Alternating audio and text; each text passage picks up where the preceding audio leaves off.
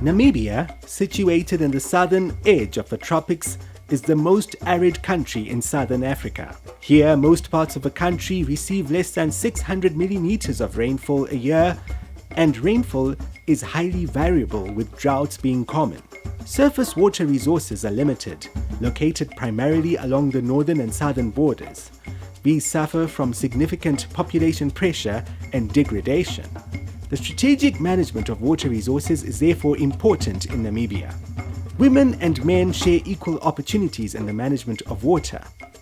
This is in line with the National Water Policy, which recognizes equal opportunities and participation of men and women in water resources management. For example, to address water management challenges in Mariental, a town 275 kilometers southwest of Windhoek, in the Hardhap region, SADC implemented an integrated water resources management pilot project between 2012 and 2015. The project, implemented through learning by doing and participatory community planning approaches, strengthened capacity of local communities to increase water storage in order to improve climate resilience, empower local communities and water utilities, improve livelihoods in local communities, and promote equitable and reasonable utilization of water resources. Through mainstreaming gender in the water sector in Namibia, the participation of women in water management has increased when compared with previous years.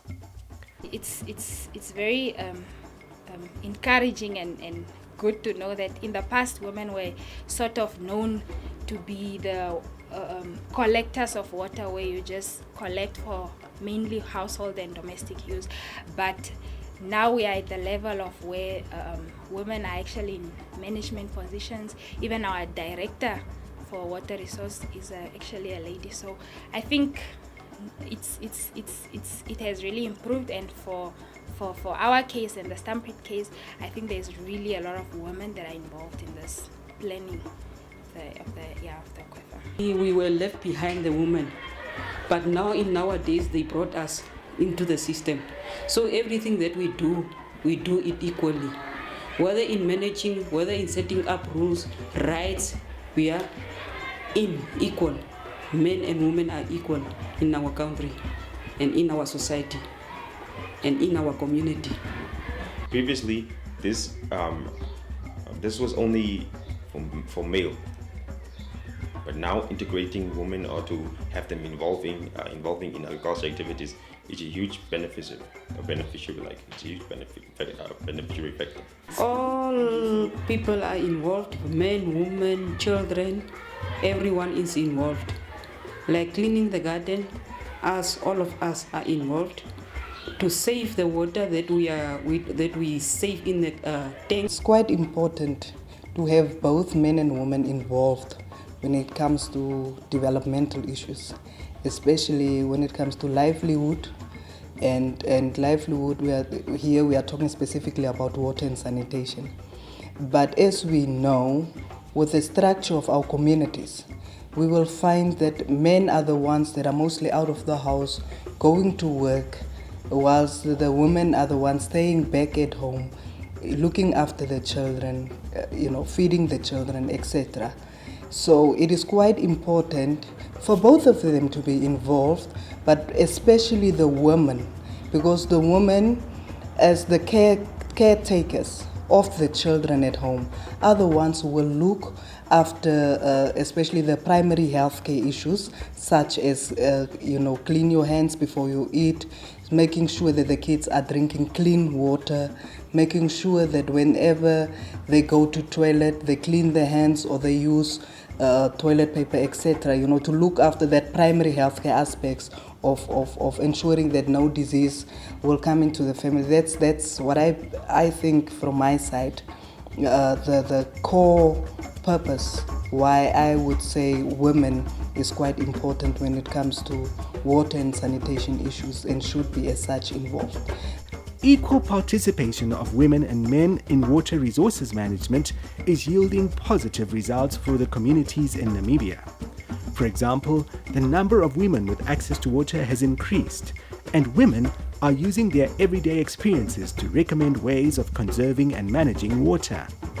In addition, backyard gardens have been established in schools and in homesteads to ensure the productive use of water, and this has gone a long way in providing good nutrition for the people in the city, particularly children who are now being given meals at school. The issue of the gardening project, it was coinciding with the initiatives from the former governor, who was also pursuing or encouraging people to plant, to have backyard gardens. So this was also implemented in most of the schools in the region. That was also facilitated to say, okay, let's have these backyard gardens to supplement the nutritional values that was given to school-going kids. So that project was also implemented. It was bearing some fruits in most of these primary schools and mostly those schools that have got hostel facilities. They started harvesting from those gardens. They were using the fruits in their kitchen. Yeah, well, we do have a backyard garden that was established.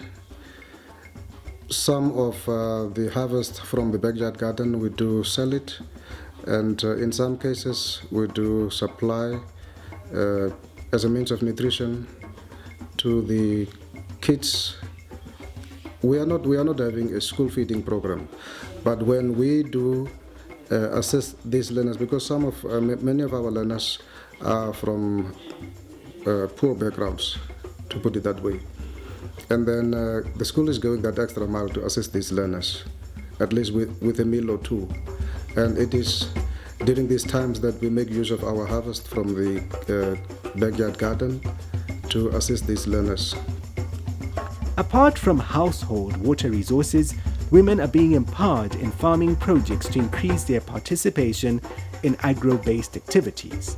The capacity building is done through conducting lectures on stock breeding and care, plant care and production, as well as conservation of water being used to supply their agricultural exploits. Most of the communal farmers that come to the office is women. The woman is hard-working people in the south. I think if they take a project, they will make a success of that. I can guarantee you. I work from 1996 until 2003 in the communal area, and most of the projects that is there, rabbits or goats or gardens, was managed by the woman, and there's a big success. The successful management of water resources in Namibia remains a good example of the benefits of mainstreaming gender in the water sector.